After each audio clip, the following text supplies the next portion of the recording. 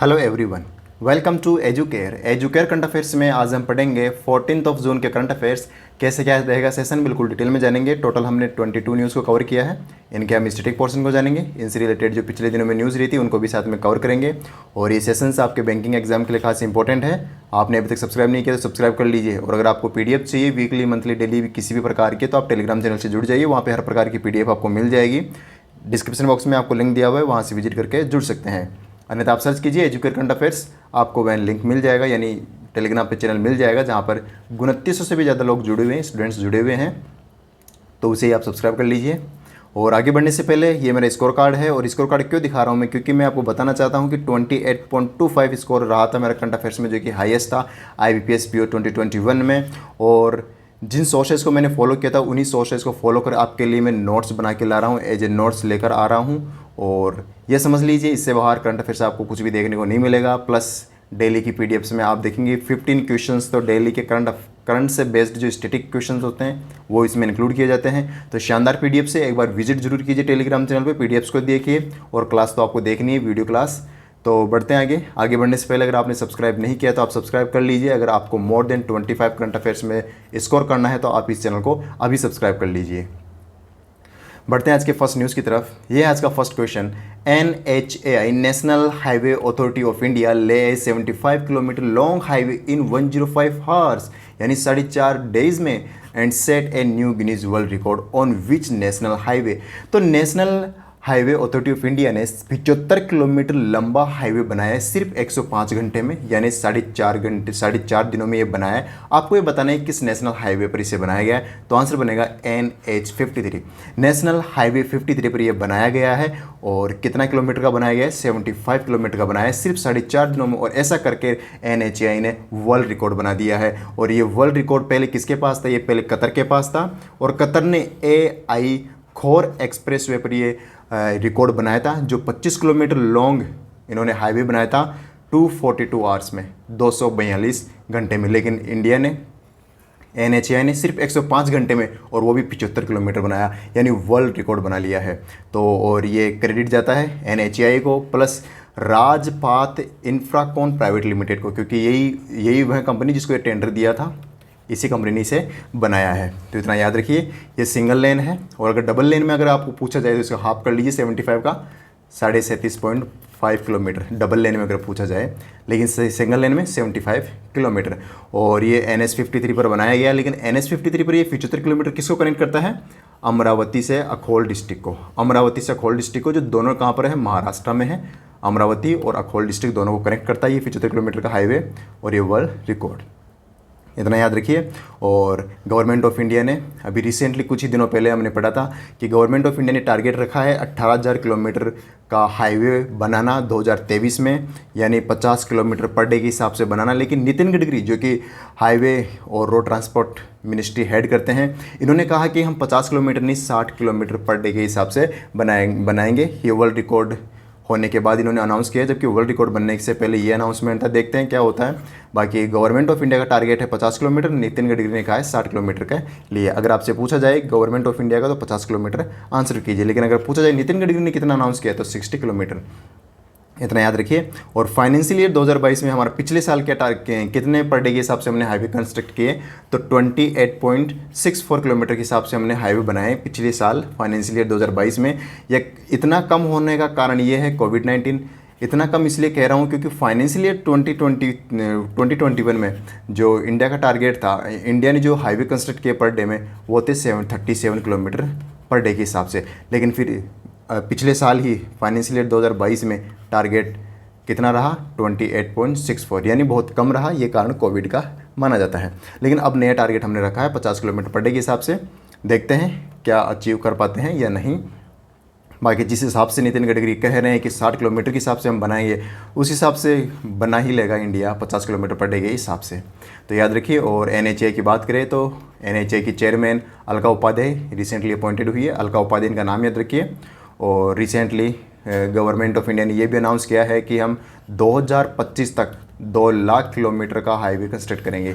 2 lakh kilometre का highway बना देंगे 2025 तक, ये भी अनाउंस किया है। बढ़ते हैं अगली न्यूज़ की तरफ। अगली न्यूज है, which ministry has recently notified the green open access rules. Green open access rule किसने अनाउंस किए, किसने नोटिफाई किए? तो हमारा आंसर बनेगा मिनिस्ट्री ऑफ पावर ने। मिनिस्ट्री ऑफ पावर, इन्होंने ये कहा है कि हम एक पॉलिसी लेकर आ रहे हैं और पॉलिसी का नाम रखा है ग्रीन ओपन एक्सेस रूल्स। और इसका मकसद यही है कि लोगों को अफोर्डेबल, रिलायबल और उन्हें सस्टेनेबल ग्रीन एनर्जी प्रोवाइड करना। इनमें इन्होंने पॉलिसीज बनाई है कि आने वाले समय में हम क्या करेंगे कि लोगों को अच्छी अफोर्डेबल, अच्छी ग्रीन एनर्जी मिल सके, सस्टेनेबिलिटी मिल सके। ये चीज़ें इसी के रिगार्डिंग ये green open access rule release किए हैं, जारी किए, नोटिफाई किए हैं मिनिस्ट्री ऑफ पावर ने। और मिनिस्ट्री ऑफ पावर इसे हेड कौन करते हैं? राजकुमार सिंह, और जिनकी कॉन्स्टिट्यूंसी आरा बिहार है। याद रखिए, आरा बिहार, राजकुमार सिंह जो हेड करते हैं पावर मिनिस्ट्री, इनकी कॉन्स्टिट्यूंसी है। और इन्होंने recently green open access rules release किए हैं। इनका और पर्पज़ ये भी है to encourage the generation of power, purchase करना, कंजम्पशन ऑफ ग्रीन एनर्जी को ज़्यादा कंजम्पशन करना, और वेस्ट से एनर्जी को प्रोड्यूस करना। ये सारी चीज़ें इसमें ओवरऑल एनर्जी की ही बात की जाएगी ग्रीन ओपन एक्सेस रूल में, यानी ग्रीन एनर्जी बनाना ही मेन मकसद है, ये याद रख लीजिए आप। और रिसेंटली एक कंपनी है मेरकॉम इंडिया रिसर्च ने ये कहा है, रिसेंटली रिपोर्ट रिलीज़ की, कि इंडिया ने जनवरी 2022 से मार्च 2022 इस 3 महीने के क्वार्टर में इंडिया ने 513 मेगावाट की एनर्जी कैपेसिटी इंस्टॉल की है। सोलर कैटेगरी में सोलर कैपेसिटी इंस्टॉल की है 513 मेगावाट की। और इंडिया का टारगेट है 500 गीगावाट इंस्टॉल करना 2030 तक। और इंडिया ने 2021 में 10 गीगावाट को इंस्टॉल किया था, जिसमें राजस्थान ने 4.5 गीगावाट इंस्टॉल की है। और राजस्थान ने पूरी सोलर एनर्जी 10 गीगावाट से भी ऊपर की इंस्टॉल कर ली है, सिर्फ राजस्थान ने। तो ये एक छोटा सा एक नोट है, ये भी आप याद रख लीजिए। अगली न्यूज़ पर बढ़ते हैं। अगली न्यूज़ है, प्लैनेट्स फास्टेस्ट एनिमल चीता। इस हमारे जो प्लैनेट का सबसे फास्टेस्ट एनिमल चीता है, are shifting from the South Africa and Namibia to which national park of India. Recently तो नहीं कह सकते, काफ़ी टाइम हो गया अब साउथ अफ्रीका और नामीबिया के साथ एमओयू साइन करते हुए, इनके साथ डील करते हुए कि हम चीताज़ हमारे इंडिया में ट्रांसफ़र की जाए। लेकिन फाइनली ये डील फाइनल हो चुकी है और इसीलिए रिसेंटली न्यूज़ में था, साउथ अफ्रीका से और नामीबिया से हम चीता ला रहे हैं और इंडिया में ला रहे हैं, लेकिन किस नेशनल पार्क में ला रहे हैं, ये प्रश्न है। तो आंसर बनेगा कूनो नेशनल पार्क में। ये कूनो नेशनल पार्क है कहाँ पर? ये स्थित है मध्य प्रदेश के श्योपुर डिस्ट्रिक्ट में। मध्य प्रदेश का श्योपुर डिस्ट्रिक्ट है, वहाँ पर स्थित है कूनो नेशनल पार्क। और इस कूनो नेशनल पार्क में ये चीताज लाए जा रहे हैं और इसके लिए 10 किलोमीटर यानी 10 स्क्वायर किलोमीटर की अलग से स्पेस रखा गया है ताकि इन चीताज को शिफ्ट किया जा सके इसी नेशनल पार्क में। और अभी वर्तमान में हम जो ला रहे हैं, अभी प्रेजेंट जो पहला फेज़ होगा उसमें हम 12 चीताज तो लाएंगे साउथ अफ्रीका से और 8 चीताज लाएंगे नामीबिया से। और बाकी टारगेट इंडिया का ये है कि हर साल 8 से 10 चीताज लेकर आएँ और आने वाले 5 सालों में मोर देन 50 से भी हम ज़्यादा चीता इंडिया में ला सके साउथ अफ्रीका से और नामीबिया से। ये टारगेट रखा है गवर्नमेंट ऑफ इंडिया ने। अब देखते हैं क्या होता है। और ये जो पहला बैच है 12 चीताज और 8 चीताज का, ये 2022 के एंड तक हम ले आएंगे कूनो नेशनल पार्क में। ये 3-4 चीज़ें आप याद रख लीजिए। और साउथ अफ्रीका की 3 कैपिटल है, आपको याद रखने की कोई आवश्यकता नहीं है। 3 कैपिटल से इसकी। और करेंसी की बात करें तो इसकी करेंसी रैंड है और नामीबिया की करेंसी एक तो डॉलर है और एक रैंड है। 2 करेंसी है, रैंड और डॉलर। और नामीबिया की कैपिटल क्या है? विंड हॉक इसकी कैपिटल बनती है। अगली न्यूज़ है, the national highways infrastructure development corporation limited NHIDCL signed an MOU with which IIT for sharing knowledge on innovative ideas and technologies in the field of highway engineering। Highway engineering में advance technologies, innovative ideas के लिए recently NHIDCL ने IIT Roorkee के साथ MOU sign किया है। NHIDCL और NHAI ये दोनों मिलकर ही इंडिया में हाईवेज़ कंस्ट्रक्ट करती है। अब हाईवेज़ के रिगार्डिंग कंस्ट्रक्ट करने के रिगार्डिंग अब इंडिया ने टारगेट तो बना लिया है 50 किलोमीटर पर डे का, लेकिन इसके लिए एडवांस टेक्नोलॉजी, एडवांस इंजीनियरिंग होना भी जरूरी है। बस इसी के लिए IIT रुड़की के साथ MOU साइन किया है। बस इसी के लिए IIT रुड़की के साथ MOU साइन किया। बस याद रख लीजिए, नेशनल हाईवे का इंफ्रास्ट्रक्चर डेवलपमेंट कॉरपोरेशन लिमिटेड ने IIT रुड़की के साथ MOU साइन किया है। अब रिसेंटली कुछ IITs भी न्यूज़ में थी। कौन कौन सी IITs न्यूज़ में थी? देखिए, recently IIT Kanpur UP defence industrial corridor को टेक्नोलॉजी प्रोवाइड करवाएगा। रिसेंटली आईआईटी मद्रास में गवर्नमेंट ऑफ इंडिया ने देश का पहला 5G टेस्ट बेड लॉन्च किया है। और रिसेंटली आईआईटी मद्रास में ही टेलीकॉम मिनिस्टर अश्विनी वैष्णव ने 5G वीडियो कॉल और ऑडियो कॉल की थी, यानी पहली कॉल की गई थी 5G बेस्ड आईआईटी मद्रास में। और रिसेंटली आईआईटी दिल्ली के प्रोफेसर है जिनका नाम है जेटी साहू, और जेटी साहू को रिसेंटली एक कमेटी के हेड बनाए गए हैं। उस कमेटी का नाम है, यानी रामबन टनल पर बेस्ड एक कमेटी है जो रिसेंटली कोलैप्स हो गई, जो कि जम्मू एंड कश्मीर में स्थित एक नेशनल हाईवे पर बनाया जा रहा था, रामबन टनल। और उसी के ऊपर एक कमेटी बनाएगी और उस कमेटी को हेड करेंगे जेटी साहू। और रिसेंटली आईआईटी गांधीनगर में एक सुपर कंप्यूटर इंस्टॉल किया गया जिसका नाम है परम अनंता। उस सुपर कंप्यूटर का नाम है, आईआईटी गांधीनगर में इसे लॉन्च किया गया। और रिसेंटली आईआईटी मद्रास ने एक टेक्नोलॉजी बनाई है जिसका नाम है हाइपरलूप टेक्नोलॉजी। और इस हाइपरलूप टेक्नोलॉजी के लिए मिनिस्ट्री ऑफ रेलवे के साथ MOU साइन किया आईआईटी मद्रास ने। और ये हाइपरलूप टेक्नोलॉजी क्या है, एक मैग्नेटिक बेस्ड एक रेलवे है, यानी इसकी स्पीड रहेगी 1200 किलोमीटर प्रति घंटा की सुपर स्पीड। और रिसेंटली आईआईटी हैदराबाद ने extreme massive memo technology launch की थी। और आईआईटी मद्रास ने ही ऑप्टम स्टार्टअप स्टूडियो भी लॉन्च किया था, ये भी आप याद रखिए। अगली न्यूज है, what is the name of mascot of 44th chess olympiad released by Tamil Nadu chief minister. Tamil Nadu के चीफ मिनिस्टर M.K. स्टालिन ने रिसेंटली मैस्कॉट रिलीज़ किया है 44th चेस ओलंपियाड का।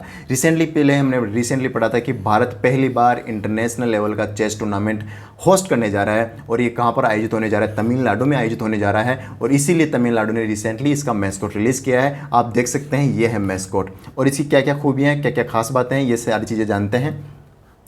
पहली बात तो इसका नाम रखा गया है थाम्बी, और ये इसका नाम रखा गया है इस मैस्कॉट का, जो कि एक क्या वियर कर रहा है, किसने पहन क्या रखा है। अगर हम बात करें, धोती पहन रखी है जिसे तमिल भाषा में बोलते हैं वेस्टी इन्होंने पहन रखी है, प्लस शर्ट पहन रखी है। ये इस मैस्कॉट की भी खास बातें हैं, ये याद रखिए। और शर्ट पे क्या लिखा हुआ है, चेस बिलीव, इस शर्ट पे लिखा हुआ है चेस बिलीव। और इन्होंने हाथ जोड़ रखे हैं, आप देख सकते हैं, जिसे तमिल में बोलते हैं वनक्कम तमिल भाषा में बोलते हैं, और हम इंग्लिश में ग्रीटिंग इसे बोलते हैं। तो याद रखिए इसका नाम थाम्बी है। और आप देख सकते हैं इनका सिर हॉर्स का, घोड़े की तरह दिखने वाला, और ये जो वहीं वैसा ही दिख रहा है जैसा चेस में जो खेलने वाली जो होती है वैसा ही ये दिख रहा है। याद रखिए इसका नाम थाम्बी है और ये हॉर्स पर बेस्ड है, इतना आप याद रखिए इसके मामले में। और रिसेंटली अगर हम बात करें फीडे की, जो कि चेस की एक इंटरनेशनल बॉडी है, फीडे इंटरनेशनल चेस फेडरेशन, इसका हेडक्वार्टर लॉजेन में है। और तमिलनाडु की अगर हम बात करें तो तमिलनाडु रिसेंटली एक रिपोर्ट में टॉप किया था, उस रिपोर्ट का नाम है 4th नंबर की फूड सेफ्टी इंडेक्स में इसने टॉप किया था। लार्जेस्ट स्टेट में तमिलनाडु ने टॉप किया था, और सेकंड पोजीशन में गुजरात, थर्ड पोजीशन पर महाराष्ट्र था। स्मॉल स्टेट्स में बात करें तो गोवा ने इसमें टॉप किया था, मणिपुर और सिक्किम सेकंड और थर्ड पोजीशन पर थे। और यूटीज़ में जम्मू कश्मीर टॉप पर था, और दिल्ली और चंडीगढ़ सेकंड और थर्ड पोजीशन पर थे। तो याद रखिए इनमें से 1% डेफिनेटली पूछा जाएगा फूड सेफ्टी इंडेक्स के मामले में। अगली न्यूज है, the resource centre of which state और UT has been awarded with the special recognition award by WHO। World health organisation ने एक स्पेशल अवार्ड दिया है, एक स्पेशल रिकग्निशन अवार्ड दिया है, एक स्पेशल पहचान का अवार्ड दिया है, और वो अवार्ड दिया है the resource centre for tobacco control. अभी रिसेंटली हमने देखा था कि झारखंड स्टेट को टोबैको को कम करने के मामले में इसे अवार्ड दिया था WHO ने। अब रिसेंटली चंडीगढ़ के इस इंस्टीट्यूट को भी ये अवार्ड दिया गया है, इसे भी इसी टोबैको को कंट्रोल करने के रिगार्डिंग ये दिया गया है। तो याद रखिए the resource centre for tobacco control, जो कि चंडीगढ़ का एक इंस्टीट्यूशन है, इसी को ये अवार्ड दिया गया। और ये क्या करता है, ये टोबैको कंट्रोल के रिगार्डिंग इन्फॉर्मेशन रिलीज़ करता है, और बस कुल मिलाकर टोबैको कंट्रोल करने का काम करता है, इसी को स्पेशल रिकग्निशन अवार्ड दिया गया है। याद रखिए चंडीगढ़ की एक कंपनी है, ऑर्गेनाइजेशन है, इतना आप याद रखिए। और अगर हम बात करें WHO की, तो वर्ल्ड हेल्थ ऑर्गेनाइजेशन जिसका हेडक्वार्टर जेनेवा में है, और इसके जो डायरेक्टर जनरल है वह रिसेंटली रीअपॉइंट कर दिए गए हैं, जिनका नाम है डॉक्टर टेड्रोस अधानोम घेब्रेयेसस। इनको रिसेंटली रीअपॉइंट कर दिया गया है, तो इतना आप याद रखिए। बढ़ते हैं अगली न्यूज़ की तरफ। अगली न्यूज है, which state has rolled out the scheme for health insurance Jyoti Sanjeevani. Jyoti Sanjeevani scheme किसके द्वारा लॉन्च की गई आपको बताना है, तो आंसर बनेगा कर्नाटका। कर्नाटका गवर्नमेंट ने रिसेंटली ज्योति संजीवनी स्कीम लॉन्च की गई और ये ज्योति संजीवनी स्कीम सिर्फ गवर्नमेंट एम्प्लॉयज़ के लिए लॉन्च की गई है। इन्हें क्या किया जाएगा, इन्हें हेल्थ इंश्योरेंस प्रोवाइड करवाया जाएगा गवर्नमेंट एम्प्लॉयज़ को। अगर ये हॉस्पिटलाइज्ड होते हैं तो उन्हें 30% एक्सपेंडिचर तो खुद को वहन करना होगा, बाकी 70% एक्सपेंडिचर गवर्नमेंट खुद वहन करेगी। तमिलनाडु इसके कर्नाटक की गवर्नमेंट खुद वहन करेगी और ये 70% मैक्सिमम 1.5 लाख पर ईयर तक का ही होगा, इससे ज़्यादा नहीं होगा। या तो 70% या 1.5 लाख रुपये, जो भी मैक्सिमम होगा उससे ज़्यादा वह ये मतलब गवर्नमेंट ऑफ कर्नाटका अफोर्ड नहीं करेगी। तो याद रखिए, ज्योति संजीवनी स्कीम किसकी है, कर्नाटका की स्कीम है। और रिसेंटली कर्नाटका ने एक स्कीम लॉन्च की थी, यानी एक एप्लीकेशन लॉन्च की थी जिसका नाम है आयु एप्लीकेशन इन्होंने लॉन्च की है। ये एक हेल्थ एंड वेलनेस एप्लीकेशन है जिसमें योगा वगैरह जैसी चीज़ लर्न करवाई जाएगी। और रिसेंटली कर्नाटका का यानी बेंगलुरु ने सेकेंड खेलो इंडिया यूनिवर्सिटी गेम्स को होस्ट किया, जिसमें जैन यूनिवर्सिटी ने टॉप किया था मेडल टैली में। और इस खेलो इंडिया यूनिवर्सिटी गेम का इवेंट का मैस्कट था वीरा, याद रखिए। और वीरा एक एलिफेंट का नाम है, यानी एलिफेंट है वीरा, एलिफेंट स्टेट एनिमल है कर्नाटका का। अगली न्यूज है, what is the name of the countries first home grown covid vaccine developed for animals. जानवरों के लिए बनाई गई पहली इंडिया की कोविड-19 वैक्सीन क्या है, उसका नाम क्या है, तो हमारा आंसर बनेगा एनो कोवैक्स। एनो एनिमल कोवैक्स कोविड-19 वैक्सीन, कोवैक्स कोविड-19 वैक्सीन। तो ये एनिमल्स के लिए बनाई गई कोविड-19 वैक्सीन है और जिसका नाम है एनो कोवैक्स। और एनो कोवैक्स बनाकर भारत ने पहली कोविड वैक्सीन बना दी एनिमल्स की। हालांकि भारत पहला देश नहीं बना जिसने ये कोविड वैक्सीन बनाई एनिमल्स के लिए, ऐसा करने वाला रसिया पहला देश था जिसने जानवर्स के लिए ये वैक्सीन बनाई थी। और जो इंडिया ने जो एनो कोवैक्स जो बनाई है, ये डेल्टा और ओमनी वेरिएंट के लिए बनाई गई है, specially dogs, Lions, leopards, mics, rabbits के लिए वैक्सीन बनाई है, याद रखिए। और ये वैक्सीन बनाई किसने, ये भी इंपॉर्टेंट बनेगा। ये बनाई है Haryana based ICAR national research centre of इक्विन्स, ये इसके द्वारा बनाई गई। इक्विन्स का मतलब होता है फैमिली ऑफ हॉर्स, यानी हॉर्स की जितनी भी प्रकार की वेराइटीज़ होती है उसे बोलते हैं इक्विन्स। और इसी ICAR के इसी सेंटर ने इसे बनाया है, याद रखिए। और लॉन्च किया गया था नरेंद्र सिंह तोमर के द्वारा, जो कि एग्रीकल्चर मिनिस्टर है, इन्हीं के द्वारा इसे रिलीज़ किया गया था, इसे लॉन्च किया गया था इस वैक्सीन को। अगली न्यूज़ पर बढ़ते हैं। अगली न्यूज़ है, in June 2022 which city has been identified by UN habitats with many living issues. किस शहर को बताया है कि इसमें रहने किससे रिलेटेड बहुत सारी इश्यूज़ है, तो उस शहर का नाम है जयपुर। और जयपुर को ये बताया कि इस रहने के मामले में यहाँ पर कुछ भी सही नहीं है, यानी वीक ट्रांसपोर्टेशन सिस्टम है, वीक ग्रीन ब्लू इकोनॉमी है, वीक मोबिलिटी है, मल्टी हैज़ार्ड्स वल्नरेबिलिटी है, काफ़ी इश्यूज़ है, कोई किसी प्रकार का सिस्टमेटिक वाटर सॉल्यूशन नहीं है, तो काफ़ी कुछ कमियां बताई है, तो जो कि डेवलप करने की सख्त आवश्यकता है जयपुर को।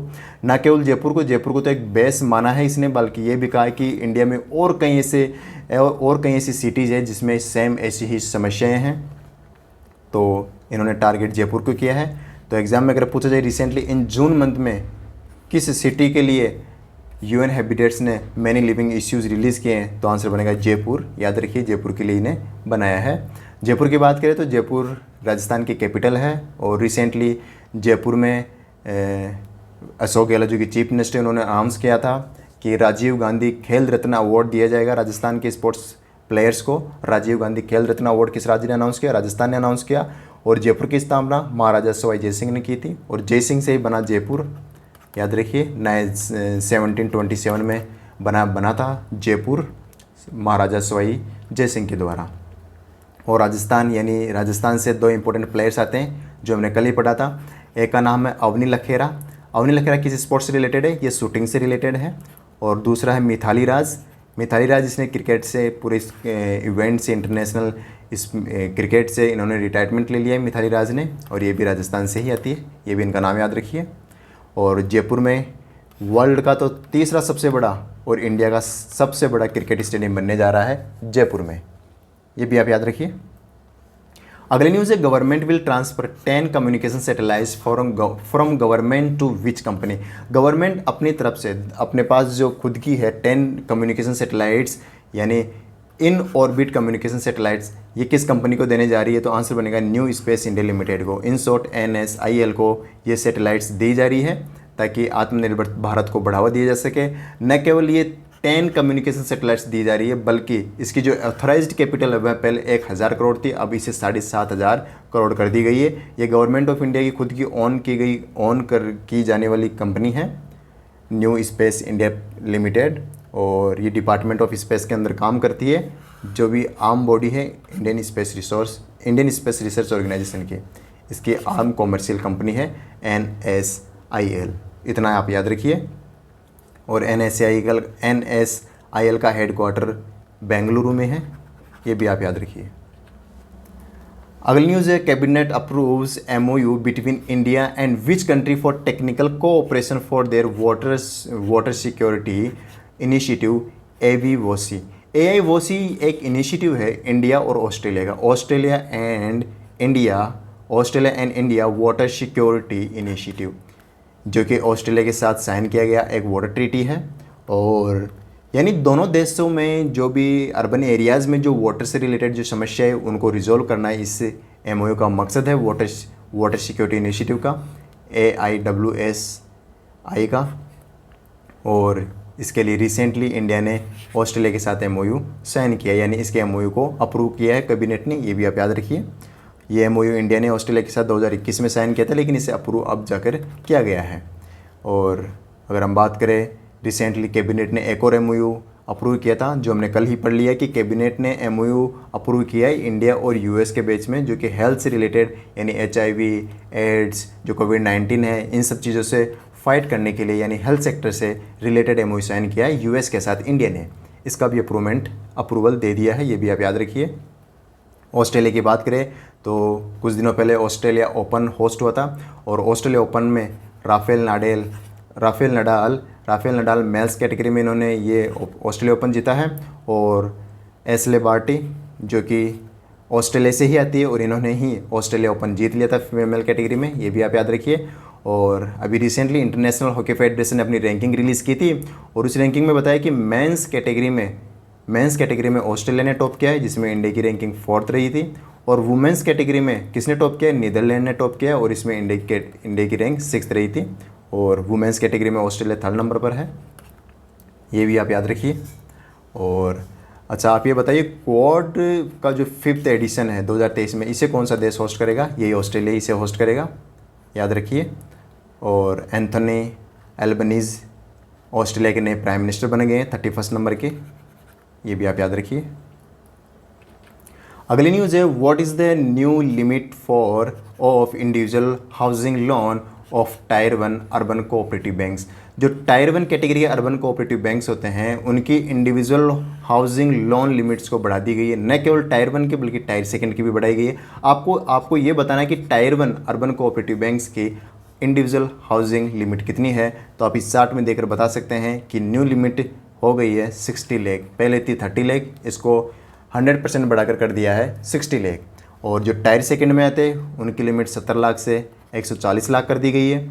और साथ में न केवल अर्बन कोऑपरेटिव बैंक्स की बल्कि रूरल कोऑपरेटिव बैंक्स की भी लिमिट्स बढ़ा दी गई है। रूरल कोऑपरेटिव बैंक्स जिनकी नेटवर्थ 100 करोड़ से कम है उनकी न्यू लिमिट होगी 50 लाख, और जिनकी मोर देन 100 करोड़ है उनकी लिमिट हो गई नई 75 लाख। तो ये लिमिट्स आप याद रखिए, 60 लाख, 140 लाख, 50 लाख एंड 75 लाख। और अगर हम अर्बन कोऑपरेटिव बैंक्स की बात करें तो अर्बन कोऑपरेटिव बैंक्स 4 कैटेगरीज में डिवाइडेड है। 2021 में कमेटी बनाई गई थी RBI के द्वारा, और इस कमेटी ने सुझाव दिया कि अर्बन कोऑपरेटिव बैंक्स को 4 कैटेगरीज में डिवाइड किया जाना चाहिए। जो टायर 1 कैटेगरीज होगी उन्हें माना जाएगा जिनकी डिपॉजिट है उनका 100 करोड़ होगा, उन्हें टायर 1 कैटेगरी में रखा जाएगा। टायर 2 कैटेगरी में उन्हें रखा जाएगा जिनकी 100 करोड़ से ज़्यादा और 1000 करोड़ से कम डिपॉजिट होगा। और टायर 3 में जिनका 1000 करोड़ से ज़्यादा और 10,000 करोड़ से कम होगा उन्हें रखा जाएगा। और टायर 4 में जिनका 10,000 करोड़ से ऊपर का जो डिपॉजिट होगा उन्हें टायर 4 कैटेगरी में रखा जाएगा। तो इन टायर्स को याद रखिए, फर्स्ट सेकंड थर्ड में कितने किस लिमिट के अर्बन कोऑपरेटिव बैंक्स को रखा गया है। तो 4 कैटेगरीज हैं, याद रखिए। अगली न्यूज़ है, recently RBI modified payment infrastructure development fund PIDF scheme which was launched in which year. Payment infrastructure development fund scheme recently ये न्यूज़ में थी और इसे लॉन्च किया गया था जनवरी 2021 में। 2021 में इसे लॉन्च किया गया था, लेकिन अभी इसलिए न्यूज़ में थी क्योंकि इसमें अभी सब्सिडी अमाउंट को बढ़ा दिया गया है। सब्सिडी अमाउंट्स को, इसका स्कीम है क्या, पहले ये समझने की कोशिश करते हैं। PFID स्कीम लॉन्च की गई थी, जो कि आप देखते हैं ना, QR कोड, UPI, जो भी आप डिजिटल पेमेंट करते हैं, चाहे वो पॉइंट ऑफ सेल हो, मोबाइल बैंकिंग हो, किसी भी प्रकार की, बस इन सब चीज़ों को बढ़ावा देने के लिए स्कीम लॉन्च की गई थी कि हर शॉप, हर किराना से किराना वाला पॉइंट ऑफ सेल मशीन को यूज़ करें, नेट बैंकिंग को यूज़ करें, मोबाइल बैंकिंग को यूज़ करें। इन सारी चीज़ों को बढ़ावा देने के लिए पेमेंट इंफ्रास्ट्रक्चर, यानी पेमेंट के इंफ्रास्ट्रक्चर को बढ़ावा देने के लिए ये डेवलपमेंट फंड स्कीम लॉन्च की गई थी गवर्नमेंट, इसके RBI के द्वारा 2021 में जनवरी में। लेकिन अभी इसके सब्सिडी अमाउंट को घटा दिया गया है, तो इसी के रिगार्डिंग ये न्यूज़ में था। और जब इसे लॉन्च किया गया था तब इसका इनिशियल अमाउंट, इनिशियल कॉर्पस रखा गया था 345 करोड़ रुपीज़, जिसमें से 250 करोड़ रुपीज़ RBI ने इन्वेस्ट किए थे और 95 करोड़ उन कंपनीज़ के द्वारा इन्वेस्ट किए गए थे जो कार्ड नेटवर्क कंपनीज़ होती है, जो इस स्कीम के लिए ऑथराइज़ की गई थी, उनके द्वारा इन्वेस्ट किया गया था। और ये जो PIDF स्कीम है, ये BP कानून को कमेटी के द्वारा सुझाव दिया गया था, इसी ने ये कमेटी कॉन्स्टिट्यूट की थी, इसी कमेटी ने, तो याद रखिए। और ये पेमेंट इंफ्रास्ट्रक्चर डेवलपमेंट फंड, ये टायर 3 से लेकर टायर 6 सेंटर्स होते हैं, ये पॉपुलेशन वाइज डिसाइड की जाती है, तो आप इतना याद रखिए 3 to 6 टायर के सेंटर्स में ये एप्लीकेबल होगा पेमेंट इंफ्रास्ट्रक्चर डेवलपमेंट फंड। और अब तक अगर हम बात करें तो इस स्कीम के तहत कितने पॉइंट ऑफ सेल या फिर कितने यानी टच पॉइंट्स इंस्टॉल हो चुके हैं, तो इस स्कीम में अप्रैल एंड तक 2022 तक 1.1 crore new touch point install किए गए, जिनमें से 1 करोड़ 14 लाख तो सिर्फ डिजिटल डिवाइसेस है। डिजिटल डिवाइसेस का मतलब QR कोड हो गया, UPI, भारत पे हो गया, और 4 लाख, सिर्फ 4 लाख फिजिकल डिवाइसेस है, यानी point of sale machine, POS और ये सारी चीज़ें हैं। यानी फिजिकल हो गए 4 लाख और डिजिटल हो गए 1.14 करोड़ डिजिटल डिवाइसेस इंस्टॉल कर दिए जा चुके हैं PIDF स्कीम के तहत। इतना आप याद रखिए। और ये स्कीम 3 साल के लिए लॉन्च की गई थी, दिसंबर 2023 में इसका एक्सपायरी डेट है, हो सकता है इसको बढ़ा भी दिया जा सकता है, ऐसा नहीं कि 2023 तक ही इसका फाइनल कर दिया गया है। अगली न्यूज़ है, what is the name of the new factory of BRBNMPL, यानी भारतीय रिजर्व बैंक नोट मुद्रण प्राइवेट लिमिटेड, इसके द्वारा एक फैक्ट्री बनाई गई है, लॉन्च की गई है, which was been establish recently in Mysore Karnataka. और उस फैक्ट्री को मैसूर कर्नाटका में, मैसूर में स्थापित किया गया है। आपको ये बताना है उस फैक्ट्री का नाम क्या है, तो उस फैक्ट्री का नाम है वर्निका फैक्ट्री। वर्निका फैक्ट्री क्या काम करेगी, ये प्रोड्यूस करेगी इंक, स्याही प्रोड्यूस करेगी। अभी तक क्या होता था कि हम इंक को इंपोर्ट करते थे बाहर के देशों से, लेकिन आत्मनिर्भर देश बनाने के लिए हमने खुद की इंक प्रोड्यूस करना शुरू कर दिया है। और इसके लिए भारतीय रिजर्व बैंक नोट मुद्रण प्राइवेट लिमिटेड ने एक फैक्ट्री लगाई है मैसूर में, जो कि कर्नाटका में है, जिस फैक्ट्री का नाम रखा गया है वर्निका। और ये वर्निका फैक्ट्री हर साल 1500 मिलियन टन इंक बनाएगी, 1500 मिलियन टन इंक बनाएगी ये वर्निका फैक्ट्री। और अगर BRBNMPL की बात करें तो रिजर्व बैंक ऑफ इंडिया की सब्सिडरी है, 100% ओन सब्सिडरी है। ना केवल BRBNMPL बल्कि ये SPMCIL ये भी इसके द्वारा ओन की जाती है, RBI की ही ये सब्सिडरी है। और ये दोनों करती क्या है, ये दोनों करती है नोट छापने का काम। दोनों क्या करती है, नोट छापने का काम करती है। और SPMCIL के अंतर्गत 2 जो नोट छापने की, जो कह सकते हैं कि जो जगह हैं जहाँ पर 4 जगह नोट छापे जाते हैं, उनमें 2 जगह देवास और नासिक। देवास और नासिक SPMCIL के अंतर्गत आती है, और मैसूर और सालबोनी ये 2 आती है BRBNMPL के तहत। सालबोनी कहाँ पर, ये वेस्ट बंगाल में है, मैसूर कर्नाटका में है ही, नासिक महाराष्ट्र में, देवास मध्य प्रदेश में। तो 4 फैक्ट्रीज हैं, 4 नोट छापने की यानी जगह है जहाँ पर नोट छापे जाते हैं इंडिया में। और ये चारों रिजर्व बैंक ऑफ इंडिया की है, और रिजर्व बैंक ऑफ इंडिया में भी 2 सब्सिडरीज है, इनके द्वारा ओन की जाती है। अगली न्यूज़ पर बढ़ते हैं। अगली न्यूज़ है, according to the OECD what will be the GDP growth of the India for the financial year 2023। Financial year 2023 के लिए जीडीपी ग्रोथ क्या रहेगी अकॉर्डिंग टू OECD। तो OECD ने एक रिपोर्ट रिलीज़ की है जिसका नाम है OECD इकोनॉमिक आउटलुक 2022, यानी और OECD के फुल फॉर्म है organisation for economic cooperation and development. इसके द्वारा ये आउटलुक रिपोर्ट जारी की गई और इसका कहना है कि इंडिया की जो जीडीपी ग्रोथ है 2000 फाइनेंशियल ईयर 2023 के लिए वह रहेगी 6.9%, और 2024 के लिए फाइनेंशियल ईयर ये रहेगी 6.2%। 0.7 बेसिस पॉइंट को इन्होंने कम कर दिया है, यानी 70 बेसिस पॉइंट को इन्होंने कम किया है 2024 के लिए। और इन्होंने ग्लोबल पूरे दुनिया की 2022 कैलेंडर ईयर 2022 में ग्रोथ रहेगी 3% ये बताया। रिसेंटली वर्ल्ड बैंक ने 2.9% बताया था कि ग्लोबल इकोनॉमी 2.9% की दर से बढ़ेगी।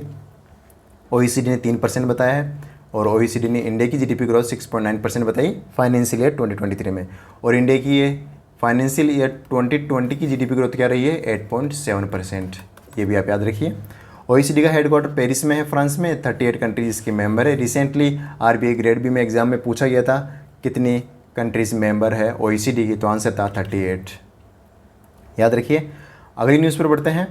अगली न्यूज़ है, which has been the world's first state legislature to pass right to repair law.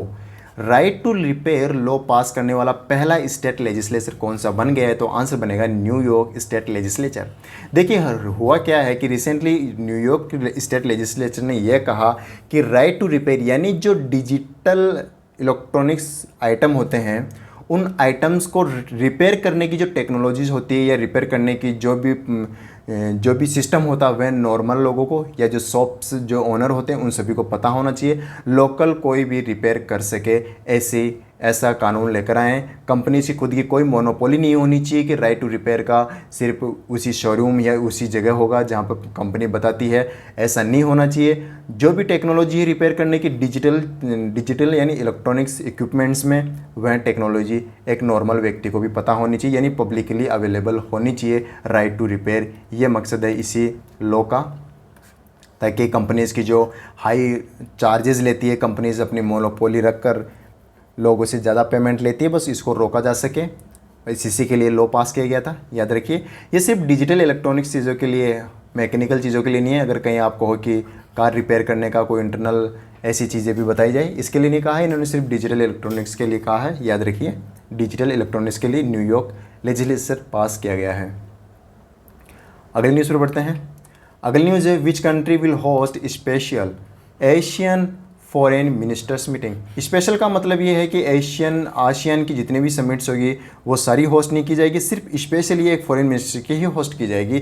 तो इसे कौन सा देश होस्ट कर रहा है, तो आंसर बनेगा इंडिया। इंडिया इसे होस्ट करने जा रहा है न्यू दिल्ली में। हालांकि आसियान की अगर हम बात करें तो 14th नंबर का और 41st नंबर का 2022 में हर साल आसियान की 2 समिट्स होती है। दोनों समिट्स कंबोडिया होस्ट करने जा रहा है, लेकिन फॉरेन मिनिस्टर्स की जो मीटिंग है सिर्फ ये स्पेशल एक मीटिंग इंडिया होस्ट करने जा रहा है, न्यू दिल्ली में इसे होस्ट किया जाएगा। हालांकि इंडिया आसियान कंट्री का पार्ट नहीं है, मेंबर नहीं है, और आसियान कंट्रीज़ में सिर्फ जो साउथ ईस्टर्न कंट्रीज़ है सिर्फ एशिया की वहीं आती है इसमें, और इंडिया साउथ ईस्टर्न कंट्री नहीं है, साउथ एशियन कंट्री है। और लेकिन ये होस्ट करने जा रहा है 2022 का फॉरेन मिनिस्ट्री की मीटिंग आसियान की। तो ये अनाउंस किया गया अरिंदम बागची के द्वारा, जो कि स्पोक्समैन है फॉरेन एक्सटर्नल अफेयर्स मिनिस्ट्री में। एक्सटर्नल अफेयर्स मिनिस्ट्री में स्पोक पर्सन है अरिंदम बागची, इनका नाम याद रखिए। इन्होंने ये अनाउंसमेंट किया है, और इस इवेंट में अटेंड होंगे डॉक्टर एस जयशंकर, जो कि फॉरेन मिनिस्टर है। ये इस मीटिंग में पार्टिसिपेट लेंगे, क्योंकि फॉरेन मिनिस्ट्री की है तो फॉरेन मिनिस्ट्री ही पार्टिसिपेशन लेंगे। आसियान की बात करें तो आसियान कंट्रीज़ में अगर हम वैसे बात करें तो साउथ ईस्टर्न एशिया में 11 कंट्रीज़ हैं, लेकिन फिर भी आसियान में सिर्फ 10 कंट्रीज़ ही मेंबर है। एक कंट्री कौन सी जो नहीं है, टिमोर लेस्टे। टिमोर लेस्टे इसकी पार्ट नहीं है, बाकी सब कंट्रीज़ में पार्ट है। ब्रुनेई है, कंबोडिया है, Indonesia, Laos, Malaysia, Myanmar, Philippines, Singapore, Thailand, Vietnam, ये सभी कंट्रीज़ आसियान की मेंबर है, लेकिन टिमोर लेस्टे इसकी मेंबर नहीं है। यानी टोटल 10 मेंबर है आसियान में, याद रखिए। लेकिन साउथ ईस्टर्न में कितनी कंट्रीज़ है, 11 कंट्रीज़ है। आसियान की बात करें तो ये जकार्ता इंडोनेशिया में इसका हेडक्वार्टर है, हेडक्वार्टर आप याद रखिए। अगली न्यूज़ है, who has been recently appointed as the ambassador of India UK culture platform. अभी रिसेंटली क्या हुआ, एक इवेंट होस्ट हुआ, आयोजित हुआ, सीजन ऑफ कल्चर इवेंट। और सीजन ऑफ कल्चर इवेंट में क्या है कि इंडिया के और यूके के यानी दोनों कंट्रीज़ ने मिलकर होस्ट किया था सीजन ऑफ कल्चर इवेंट को। इन दोनों देश के जितने भी आर्टिस्ट थे, मोर देन 1400 आर्टिस्ट्स ने इसमें पार्टिसिपेशन लिया था दोनों देश से। और इसी सीज़न के दौरान जो डिप्टी हाई कमिश्नर है इंडिया में, ब्रिटेन के डिप्टी हाई कमिश्नर इंडिया में जेन थॉमसन है, इन्होंने अनाउंस किया कि ए आर रहमान सिंगर जो इंडिया के एक म्यूज़िक मेस्ट्रो है, ए आर रहमान, ये इंडिया यूके कल्चर के ब्रांड एम्बेसडर रहेंगे। ये अनाउंस किया गया जेन थॉमसन के द्वारा। तो याद रखिए, ब्रांड एम्बेसडर यानी ambassador of India UK culture के कौन बन गए हैं, ए आर रहमान बन गए हैं, जो कि इंडियन म्यूजिक मेस्ट्रो है। इतना आप याद रखिए। अगली न्यूज़ है, which country recently became the new member of collision for disaster resilient infrastructure, in short CDRI। CDRI की मेंबर कंट्री कौन बन गई है, और ये बन गई है 30th नंबर की कंट्री है। आपको उनका नाम बताना है तो आंसर बनेगा Madagascar. Madagascar recently coalition for disaster resilient infrastructure की मेंबर बन गई है, और ये इंटरनेशनल बॉडी है UN की। इसका हेडक्वार्टर न्यू दिल्ली में है। इसका पर्पज़ है यानी जो डिजास्टर से रिलेटेड इंफ्रास्ट्रक्चर है, अगर डिजास्टर कहीं हो जाता है उसको मैनेज करना, इंफ्रास्ट्रक्चर को फिर से बिल्ड करना, ये सारी चीज़ें मैनेज करता है, यानी ओवरऑल डिजास्टर को मैनेज करता है पूरे वर्ल्ड में। CDRI जिसका हेडक्वार्टर न्यू दिल्ली में है। फिलहाल इसमें 23 गवर्नमेंट मेंबर हो चुकी है, यानी 23rd गवर्नमेंट के मामले में बात करें तो 23rd बन गया मदागास्कर, पहले 22 थी, और 7 ऑर्गेनाइजेशंस की मेंबर है। लेकिन अगर इनको कंबाइंड बात करें तो मदागास्कर 30th नंबर की कंट्री मेंबर बन गई है, पहले 29 थे, अब टोटल 30 मेंबर हो गए हैं CDRI में। मेंबर इंपॉर्टेंट बनेंगे, इसका हेडक्वार्टर इंपॉर्टेंट बनेगा, और लेटेस्ट मेंबर कौन बन गई, मदागास्कर, ये इंपॉर्टेंट बनेगी। अगली न्यूज़ पर बढ़ते हैं। अगली न्यूज़ है, SMB साथी उत्सव। SMB साथी उत्सव initiative is launched by which social media platform. किस सोशल मीडिया प्लेटफॉर्म ने SMB साथी उत्सव लॉन्च किया है? स्मॉल मीडियम बिजनेस, इन बिजनेसेस के लिए ये साथी उत्सव लॉन्च किया गया है, और ये लॉन्च किया गया व्हाट्सएप के द्वारा। इस बिजनेस उत्सव का मकसद है कि एक व्हाट्सएप का एक एप्लीकेशन होता है, व्हाट्सएप नॉर्मल होता है, और एक होता है बिजनेस व्हाट्सएप। तो बिजनेस व्हाट्सएप के थ्रू बिजनेस को बढ़ाया जा सकता है, ये कहना है व्हाट्सएप का। और इसको कैसे बढ़ाया जा सकता है, इसे सिखाने के लिए ये साथी उत्सव लॉन्च किया गया है, ये इनिशिएटिव लॉन्च किया गया है। इस इनिशिएटिव से लोगों को सिखाया जाएगा, यानी स्मॉल एंड मीडियम बिजनेसेस को सिखाया जाएगा कि कैसे आप व्हाट्सएप बिजनेस का यूज़ करके अपने बिजनेस को ग्रो कर सकते हैं। तो याद रखिए, SMB साथी उत्सव किसके द्वारा लॉन्च किया गया? व्हाट्सएप इंडिया के द्वारा लॉन्च किया गया है, इतना आप याद रखिए। अगली न्यूज़ पर बढ़ते हैं। Who has been appointed as new CEO, chief executive officer of Doordarshan and Doordarshan news, in short DD national के नए CEO कौन बन गए हैं? तो फिर हमारा आंसर बनेगा मयंक कुमार अग्रवाल। आप इमेज में देख सकते हैं, यही है मयंक कुमार अग्रवाल, और इन्हीं को नए CEO बना दिए गए हैं दूरदर्शन एंड दूरदर्शन न्यूज़ यानी DD नेशनल के। पहले मिस्टर शशि शेखर वामपति इसके CEO थे, लेकिन इनका टेन्योर 2022 में कंप्लीट हो चुका है। 2017 में अपॉइंट किए गए थे, 5 साल का टेन्योर रहता है, और अब इनका टेन्योर खत्म हो गया और उनकी जगह रिप्लेस किसको कर दिया गया है? मयंक कुमार अग्रवाल को। याद रखिए, मयंक कुमार अग्रवाल। अगली न्यूज़ पर बढ़ते हैं। The international monetary fund IMF has named whom as director of the Asia Pacific department. जो IMF का एशिया पैसिफिक डिपार्टमेंट है, उसके नए डायरेक्टर किन्हें अपॉइंट किया गया है? तो आंसर बनेगा कृष्णा श्रीनिवासन। यही इमेज में आप देख सकते हैं, यही है कृष्णा श्रीनिवासन, और इन्हीं को एशिया पैसिफिक डिपार्टमेंट के यानी इंटरनेशनल मॉनेटरी फंड के जो एशिया पैसिफिक डिपार्टमेंट है, इनके हेड या डायरेक्टर बना दिए गए हैं। तो इनका नाम याद रखिए, आपके लिए इंपॉर्टेंट बनता है। तो ये था आज का 14 जून का करंट अफेयर्स। कैसा लगा सेशन, कमेंट करके जरूर बताइए। मिलते हैं अगले 15 जून में, तब तक के लिए गुड बाय।